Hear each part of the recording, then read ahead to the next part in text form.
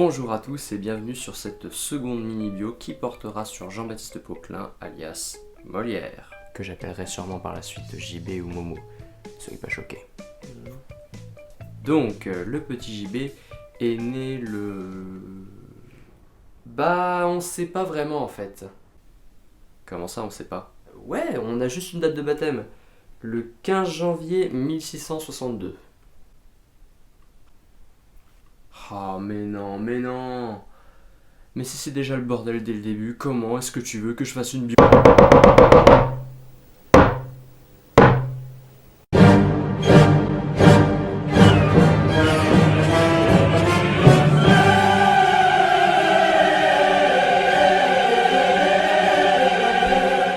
Donc, le petit JB est baptisé le 15 janvier 1622 à Paris, à l'église Saint-Eustache plus précisément. Il est issu d'une famille bourgeoise qui s'est principalement enrichie grâce au commerce de meubles et de tapisseries.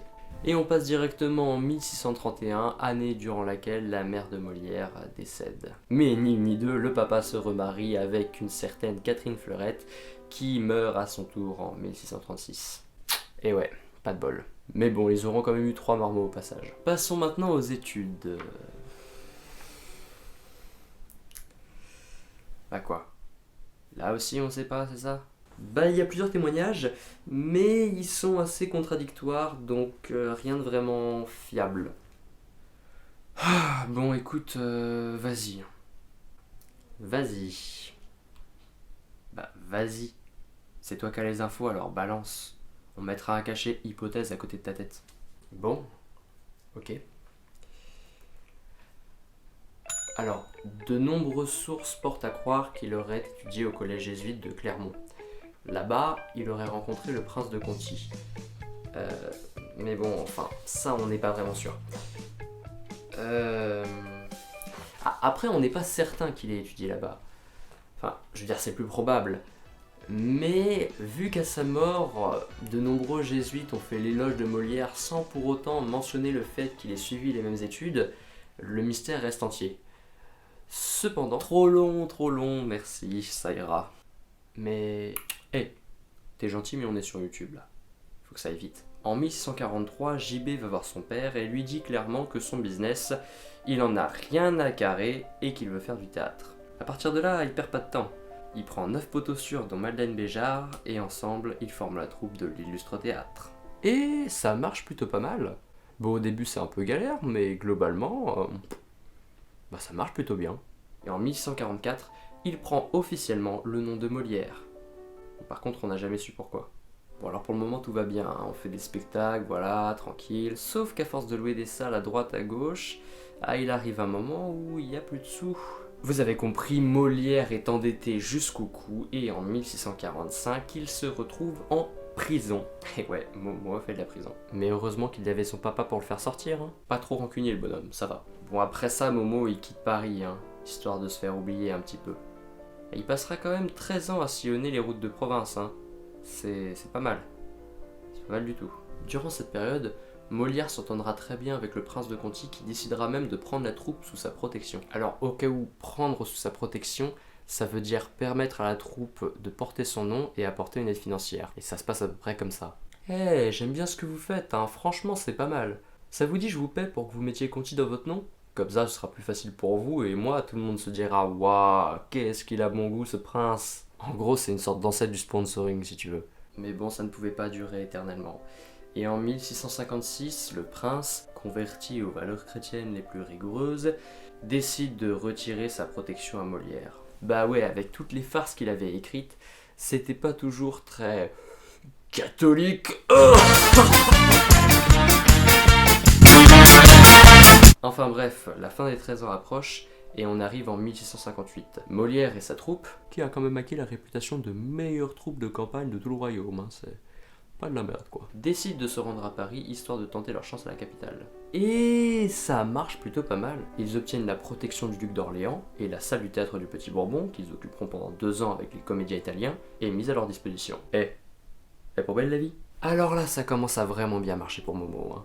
gros succès qui est possible surtout grâce à ses comédies. Oui, parce qu'il jouait pas que ça, hein. Il y avait des tragédies de Corneille ou des trucs dans le genre à l'affiche, tu vois. Sauf que vous vous souvenez, je vous ai dit que le Petit Bourbon ça ne durait que 2 ans. Et la raison est toute simple. En 1660, Antoine de Ratabon, le surintendant des bâtiments du roi, décide, dans le but d'agrandir le Louvre, d'entamer la démolition du théâtre. Mais bon, pas de soucis, hein, on leur donne une nouvelle salle au Palais Royal. Là-bas, JB va encore essayer de percer dans la tragédie. Ouais, parce que la comédie, c'est pas hyper coté à l'époque. Hein. Si tu voulais être vu comme un boss, il fallait plutôt faire dans la tragédie. Mais bon, ça ne marche pas vraiment et il finit par se consacrer pleinement à la comédie. Et en été 1661, il se passe un truc de ouf. Molière reçoit une commande pour une soirée où le roi et sa cour seront présents. Bref, opportunité de malade. Alors Momo y réfléchit, puis il se dit « Attends, je suis doué pour écrire des comédies, ce que kiffe le roi par-dessus tout, c'est les ballets. »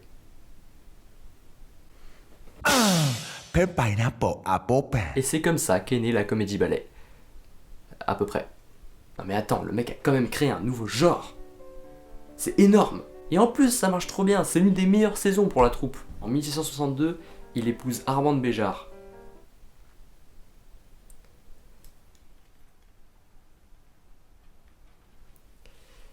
C'était pas super bien amené, hein. Pas trop. Bon, bah... Ouais, non, tu sais quoi, laisse tomber. Quoi? Ouais, c'est encore relou là, y a toute une histoire comme quoi Armande serait la fille qu'il aurait eu avec Madeleine, mais là encore, personne n'est d'accord, personne ne sait, enfin bref, passe. T'es sûr? Ok. Bref, maintenant que la troupe est au Palais Royal, on va pas se mentir, ça se passe plutôt pas mal. Les représentations s'enchaînent et les comédies sont créées à l'appel. Bon, c'est peut-être un peu exagéré, mais franchement, il en produit quand même beaucoup. Après, il y a quelques polémiques, notamment avec l'École des femmes ou Tartuffe. Oui, car les comédies de Molière ne sont pas juste là pour nous plier en quatre. JB aime en effet beaucoup critiquer les mœurs de ses contemporains au travers de nombreuses satires. Et généralement, tout le monde prend. Les religieux, les courtisans, les bourgeois, les médecins, etc. Mais le problème, c'est qu'il se fait pas mal d'ennemis avec tout ça. Et certaines de ces pièces sont même parfois interdites de représentation, comme par exemple Tartuffe, Don Juan ou encore Le Misanthrope. Mais ça ne l'empêche pas de gagner sa vie, hein, bien au contraire. La troupe est maintenant sous la protection du roi, et autant dire que ça, c'est quand même du sponsor. Du coup, pour Momo et sa bande, là, c'est la prospérité. Hein. Il y a les revenus du théâtre, les représentations privées, les gratifications et la pension du roi. Juste à titre d'exemple, de 1668 à 1673, on est environ à 54 250 livres pour 12 personnes.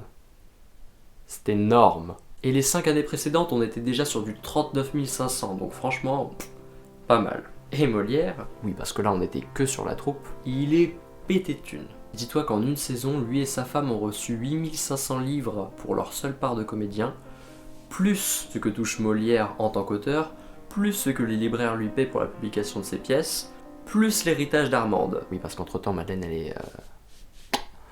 capote.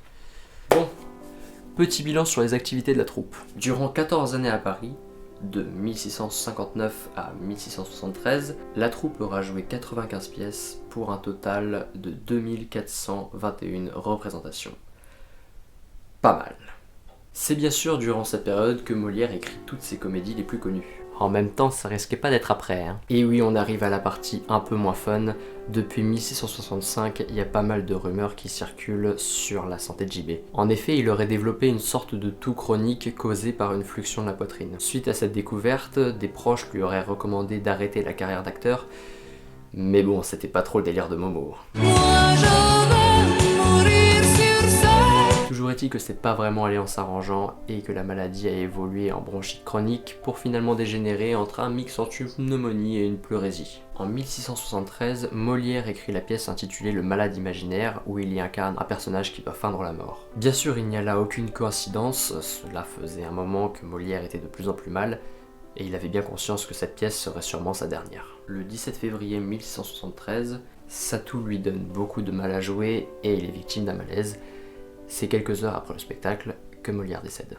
Et c'est là que ça devient intéressant, car Molière n'ayant pas signé de renonciation à la profession de comédien, il ne peut recevoir une sépulture religieuse. Ouais, c'est vrai qu'on a pas mal évolué à ce niveau-là quand même. Alors l'église est embarrassée car d'un côté ils ne peuvent pas l'enterrer comme s'il n'avait jamais été comédien sans provoquer un scandale, et de l'autre côté ils ne peuvent pas refuser une sépulture religieuse à un mec aussi famous sans provoquer un scandale chez le peuple. Alors le roi, dans son ultime bienveillance, notez l'ironie dans ma voix, permet au curé de Saint-Eustache d'enterrer Molière à l'église Saint-Joseph, à condition que ce soit sans hommage, sans aucune pompe, sans personne, et de nuit comme un vieux sale.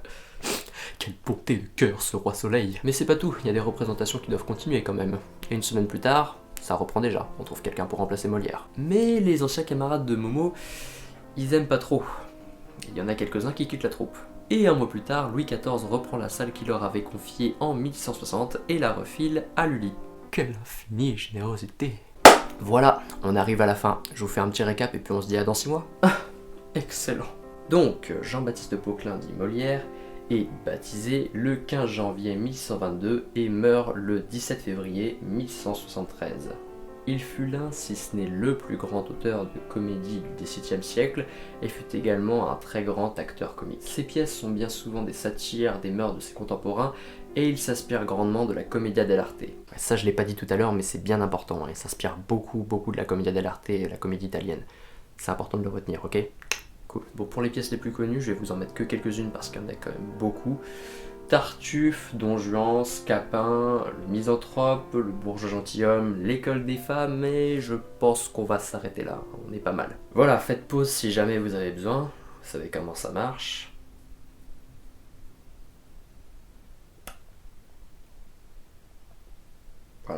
Voilà, fin de la vidéo, j'espère qu'elle vous a plu. Si c'est le cas, n'hésitez pas à mettre un petit pouce bleu en bas de la vidéo et surtout à la partager, et ça, vous le faites déjà super bien. Il y a environ 1500 abonnés sur la chaîne, je crois, à peu près au moment où je tourne la vidéo, et c'est vraiment ouf. Voilà, je trouve ça énorme. Merci beaucoup encore d'être resté jusque là, je vous dis à la prochaine, et normalement si tout se passe bien, on devrait se voir à peu près dans 1 ou 2 mois.